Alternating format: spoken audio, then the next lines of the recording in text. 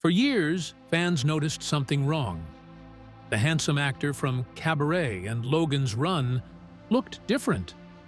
Dark rings circled his eyes, his face changed shape, his voice grew weak. Doctors first said it was cancer. They were wrong. At 83, Michael York revealed the truth. A rare disease was destroying his body. He sold his beautiful home of 45 years. He moved near the Mayo Clinic. After a successful career, he is now facing the worst tragedy of his life. He was born in a quiet English village during the chaos of World War II. His name was Michael Hugh Johnson, and even as a little boy, he stood between two worlds. His father was a tough Welsh officer from the Royal Artillery, and his mother was a gifted musician. That mix of discipline and creativity shaped him from the start. He had an older sister and two twin sisters, but one of the twins died just hours after birth. Tragedy touched the family early, and so did a sense of adventure. When he was only 3, Michael jumped off a coal house trying to fly and broke his nose. It sounds reckless, but it also says something about how far he'd go to feel something real. Growing up in Sussex, his world was safe, but something inside him wanted more. At 17, he joined the National Youth Theatre. That was his break. He went from quiet school plays to the raw stages of East London. The streets were rougher, but the theatre was alive. He found himself touring Italy, acting in Shakespeare's Julius Caesar, performing in old towns and learning how to carry a scene in places where the language wasn't even the same. That experience didn't just teach him acting, it gave him grit. What made him stand out wasn't his blue eyes or his polished voice. It was the way he threw himself into the work. Other young actors chased attention. He chased the craft. He learned to use his body, his voice, his breath. That discipline stayed with him. Every step he took, even back then, felt like part of a bigger journey. After that, he went to Oxford. While most students partied or relaxed during breaks, he threw himself deeper into theater. He read plays, acted in classical productions, and spent summers rehearsing with the youth theater. He worked constantly, splitting time between experimental plays and traditional Shakespeare. That mix gave him range. He wasn't boxed in. Whether it was modern dialogue or centuries-old verse, he could handle it. Critics started noticing him. Not the big ones, but enough to keep going. When he finished university in 1964, he didn't chase the glamour. He went straight to Dundee Repertory Theatre in Scotland. It wasn't flashy, but it was real. You had to learn your lines fast, play different characters week after week, and face tough crowds. That was where he really became an actor. He changed his name to Michael York and started building a name. His role in The Hostage, a tense and controversial play, showed how far he was willing to go with a part. He didn't just say the words, he lived them. Then something happened that changed everything. Laurence Olivier himself asked York to join the National Theatre Company. Olivier was a legend. Most actors never got within a mile of him.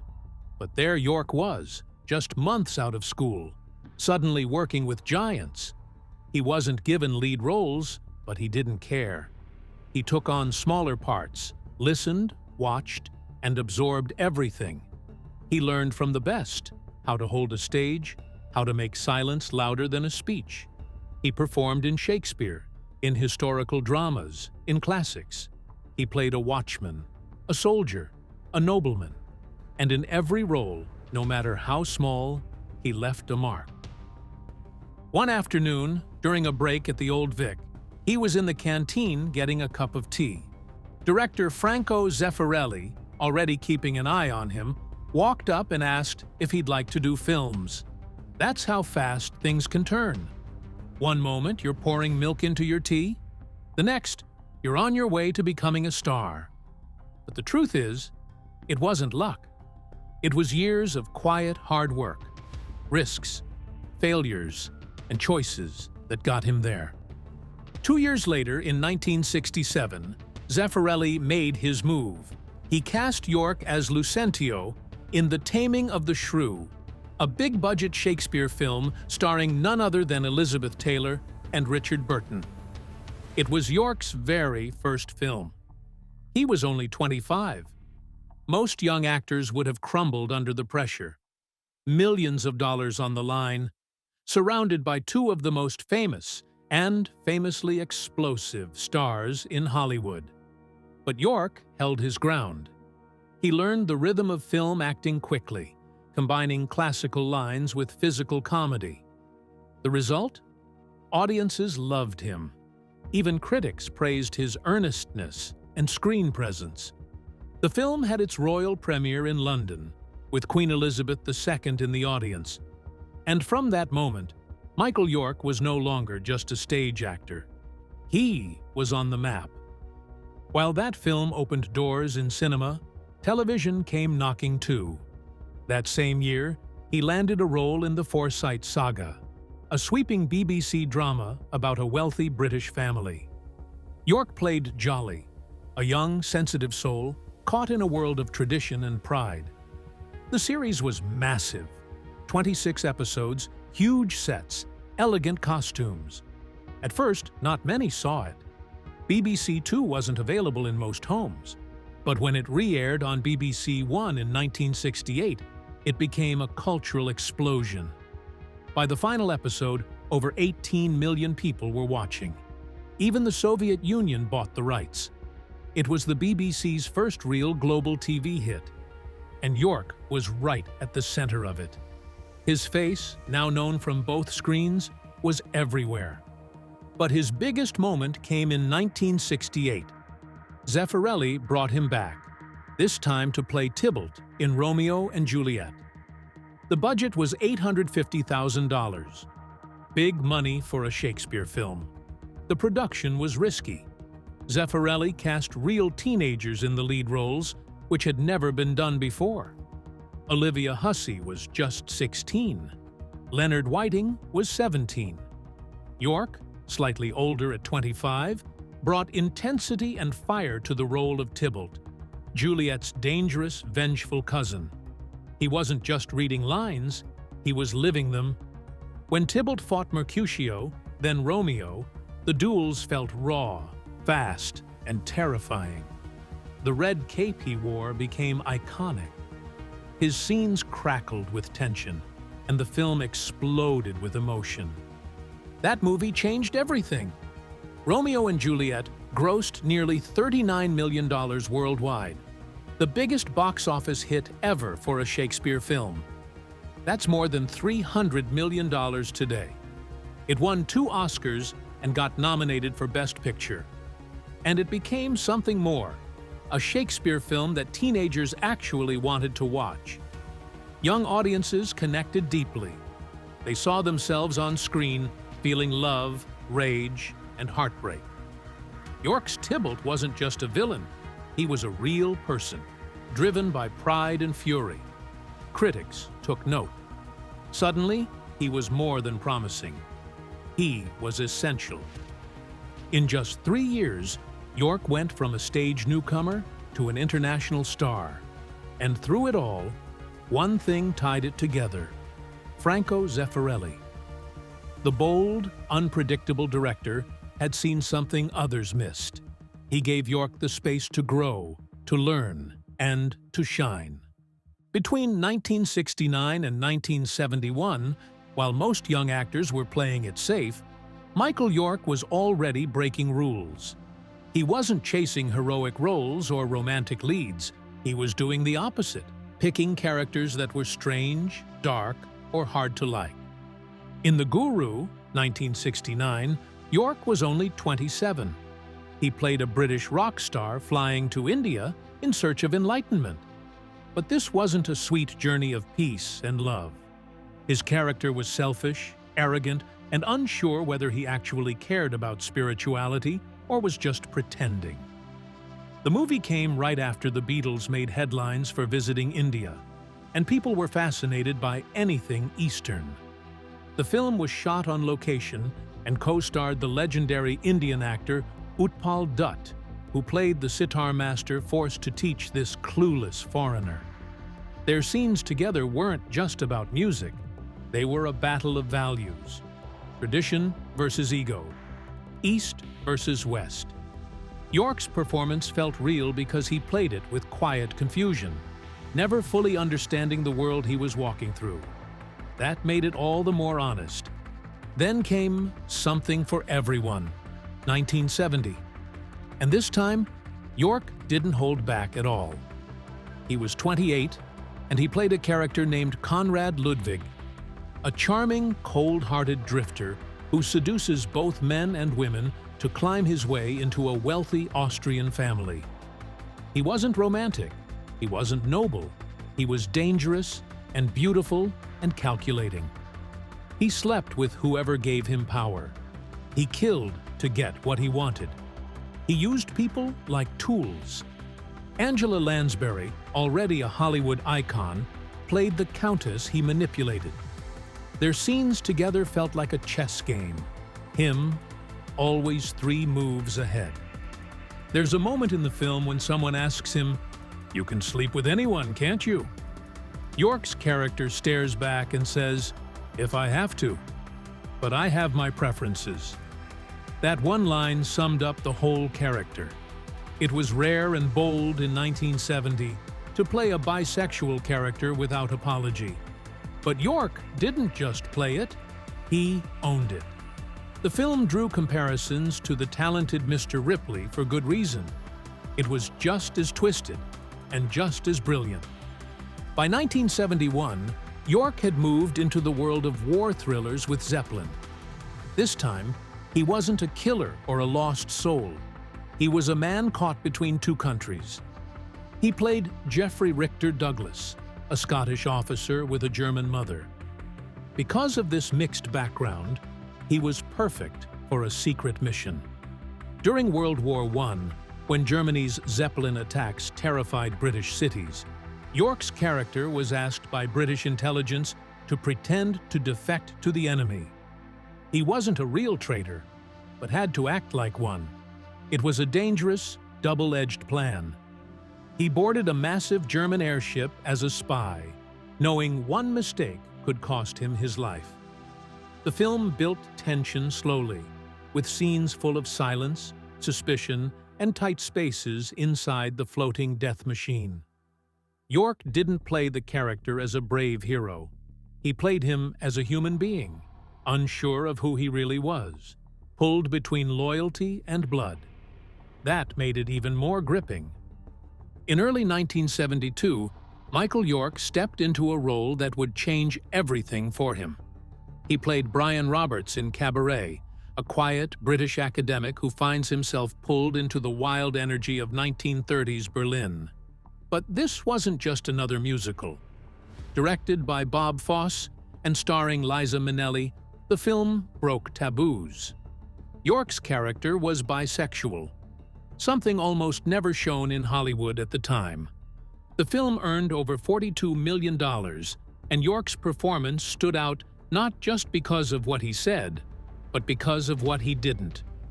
He used subtle looks and small gestures to say everything about desire, confusion, and heartbreak. In one unforgettable scene, York's character dances with both Sally and the Baron, and without a single word, it becomes clear that he's falling for the man more than the woman. Behind the scenes, people warned him not to take the part. "It's too risky," they said. But York never saw it that way. To him, playing someone different wasn't dangerous. It was human. And something else happened during that film. York and Liza Minnelli became friends. Real friends. They met as 2 young actors thrown into the chaos of a demanding set. Fosse was a perfectionist, and filming in Berlin was no holiday. But through long days and tougher nights, they clicked. York was 30, Minnelli was 25, and Cabaret would define both of their careers. Even after filming ended, their friendship didn't. Years later, York would sing backup for her during concerts and late-night shows. He was there for her during her struggles, the marriages, the addictions, always in her corner, just like she was in his during the early days. Just a year later, York completely switched gears. From Berlin cafes to the dusty roads of France, he transformed into the fearless, fast-talking D'Artagnan in the Three Musketeers. The film came out in December 1973, and York was suddenly an action hero. Same budget as Cabaret, but this time with swords, duels, and horse chases. He played a young man from the countryside with big dreams, clashing with seasoned musketeers and slowly earning their respect. Critics praised him for bringing both charm and fire to the role. It was a bold, physical performance, filled with energy and swagger.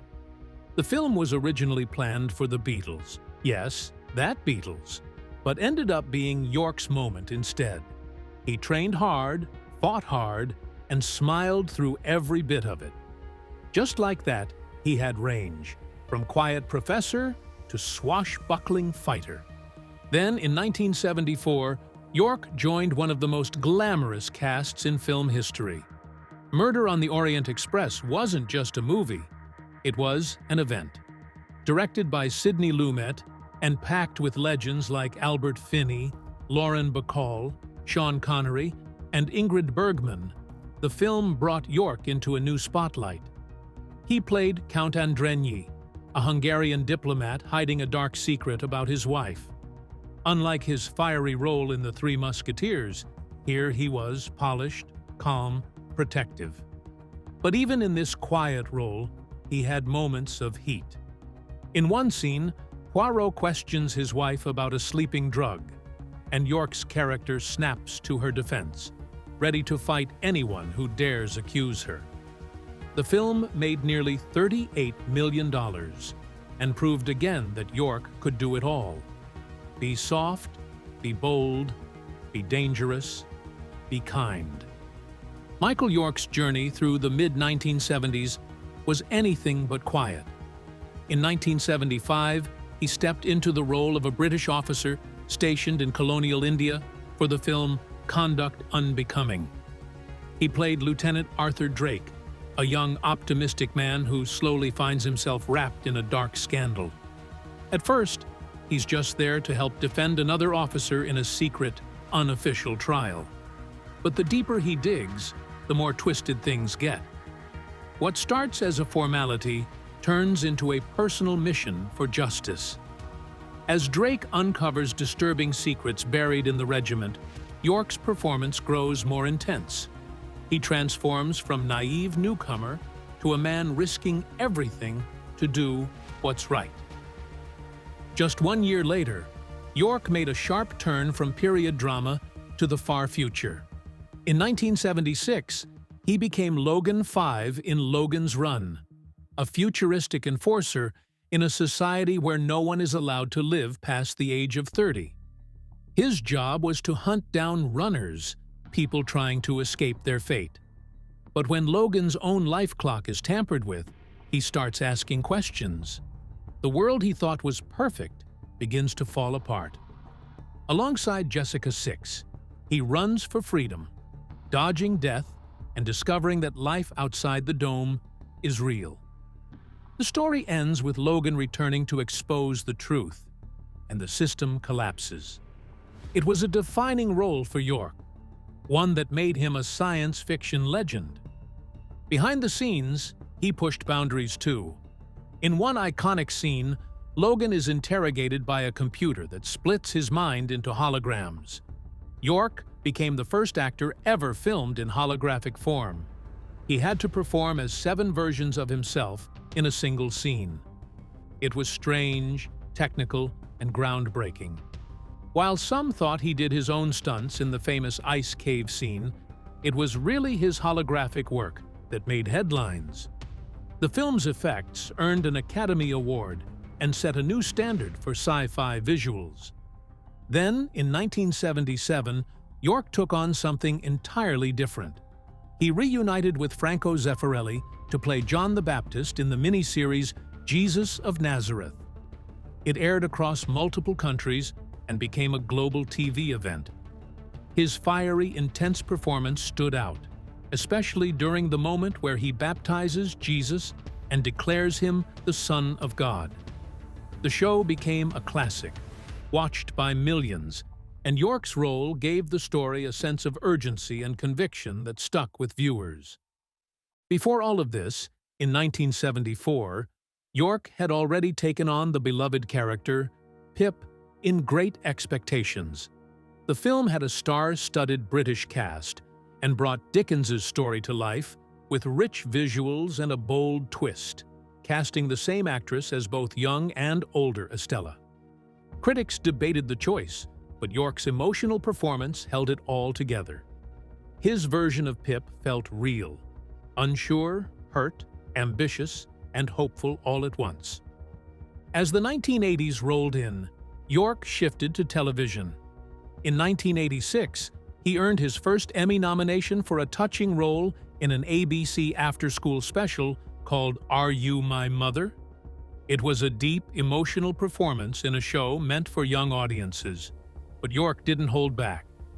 He spent weeks preparing, watching real parent-child interactions to get it right. After a few tough years on stage, this role reminded audiences that York could do more than period pieces or epics. It marked the start of his second act. A year later, in 1987, York showed up on American primetime TV in Knots Landing. He played Charles Scott, a suave, manipulative businessman who gets tangled up in a love affair that turns explosive. The role was different from what fans expected, and that was the point. It gave York a chance to explore darker, messier characters. Ratings went up, and audiences responded to the charm he brought to a villain. Throughout the 1990s, York made his mark in science fiction television. In 1995, he played a mysterious diplomat in Babylon 5, winning an award for Best Guest Actor. He returned to the show twice and took on other sci-fi roles too, like a rogue scientist in Sliders and an alien investigator in a cult Showtime film. He appeared in at least 7 sci-fi TV movies during this time, adding depth to characters who were often morally complicated or emotionally torn. Producers loved his voice and presence. He brought weight to even the wildest plots. In 2001, he was nominated for his second Emmy. This time, it was for The Lot, a drama set in the 1930s Hollywood. York played a studio boss, powerful, charming, ruthless. He did deep research, spoke with real old-school executives, and studied films from the time. His effort paid off. Critics loved it. Audiences did too. And York proved again that he could lead a show with subtlety and strength. But nothing reshaped his career quite like a strange little comedy that landed on his desk in 1996. It was called Austin Powers. At first, York wasn't sure. He read the script 3 times and still didn't know if he should take it. It was goofy, loud, and totally different from anything he'd done before. His agent even warned against it, but something about it stuck with him. Eventually, he said yes. On set, York embraced improvisation, even though it was a new world for him. He added lines, shaped his character, and helped turn Basil exposition into more than just a walking punchline. His scenes were funny, yes, but also sharp and memorable. When the film hit theaters in 1997, it was a surprise success. But when it hit home video, it exploded. The sequels came fast. The Spy Who Shagged Me in 1999 made over $300 million. Goldmember in 2002 made nearly the same. Suddenly, teens were quoting York's lines. He was being invited to Comic-Con. His fan base grew overnight, and most of them had no idea he'd once played Shakespeare. Between 1996 and 2002, York's fan mail tripled. 70% came from people under 25. It was the kind of comeback most actors can only dream about. He had gone from British theater to science fiction icon, from soap opera villain to Emmy-nominated TV star, and finally to comedy legend, all without losing the core of what made him great: a deep commitment to every role he played. Then there is his love life. It all started in 1967, when Michael York was expecting a photographer named Pat McCallum to show up for a photo shoot. He thought he'd be meeting an Irish guy. But when he opened the door, he was greeted by a blonde American woman with no visible camera bag. Thinking it was an interview, York invited her in for tea. They talked and laughed, and finally he asked, "Aren't you going to ask me any questions?" She looked confused and said, "No." That's when it hit him. This was the photographer. From that awkward but charming moment, something clicked. York would later say, "It was like we'd been together in another life." In a matter of months, he knew she was the one. On his 26th birthday, March 27, 1968, he married Patricia at Kensington Register Office in London. Just weeks earlier, he had proposed to her on Juhu Beach in Mumbai on Valentine's Day. It was romantic, almost too romantic, and he later joked, "How corny can you get?" But their love was real. Right after the proposal, things took a terrifying turn. Patricia got violently sick while they were staying at a Maharaja's palace. Her condition worsened fast, and her life was hanging by a thread. Only a visiting surgeon saved her. York had to carry her back to England. That experience bonded them for life. Along with love, York also became a stepfather. Patricia had a son from a previous marriage, Rick McCallum, born in 1954 in Germany. Rick's father was a United States Air Force pilot.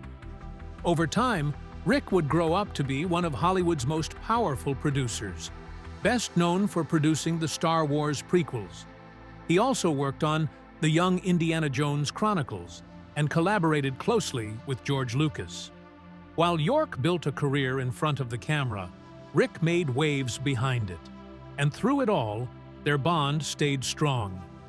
In 1976, York and Patricia bought a house in the Hollywood Hills for $260,000. It sat above the Sunset Strip and looked like a mini French chateau. With 4,200 square feet, a fireplace made of Texas limestone, a library, and a wraparound deck beside a mosaic-tiled pool, it was their sanctuary. For over 45 years, they lived there. In 2022, they finally sold it for $7 million. But it wasn't about the money. York's health had taken a sharp turn. In 2013, he was diagnosed with amyloidosis, a rare disease that had been misdiagnosed as bone cancer. They moved to Rochester, Minnesota, to be near the Mayo Clinic. Patricia called it the place that saved his life. The first sign came in 2008. While filming a miniseries, York noticed dark rings under his eyes. At first, he thought it was fatigue. He tried covering it with makeup. But the rings got darker and more permanent. Something was wrong. Doctors said it was multiple myeloma, a type of cancer. That wasn't it. For years, they chased the wrong illness. Meanwhile, York's condition got worse.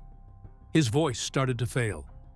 For an actor, losing his voice was unthinkable. "I lost my voice completely," he said. It wasn't just the voice. He was tired all the time, too exhausted to work. His wife didn't stop searching. She found Dr. Robert Kyle at the Mayo Clinic, a hematologist who finally gave them the real diagnosis: AL amyloidosis. The disease was attacking his organs. His face had changed. His signature raccoon eyes were actually caused by protein deposits. He began wearing sunglasses in public to hide the swelling. Fans were shocked by his appearance. This was the same actor who had starred in Cabaret and Logans Run. But now, he looked like a different man. In 2012, York made a life-changing choice. At age 70, he underwent a stem cell transplant at the Mayo Clinic. The procedure involved chemotherapy, which caused him to lose his hair. But it worked. The transplant was successful, and York started calling that day his second birthday.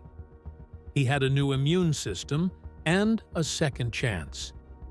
After years of pain, he turned his battle into a mission. In 2014, he launched Renewal, an initiative to raise awareness and funds for amyloidosis research. He spoke at medical events, narrated educational videos, and gave a powerful speech at the National Press Club in 2016, calling amyloidosis the Rodney Dangerfield of diseases. It gets no respect. He wasn't just an actor anymore. He was an advocate. In 2022, the Yorks sold their longtime Hollywood home and much of their art collection. They moved to a senior community in Rochester, just minutes from the Mayo Clinic. It wasn't glamorous, but it was safe. Patricia said they didn't regret it.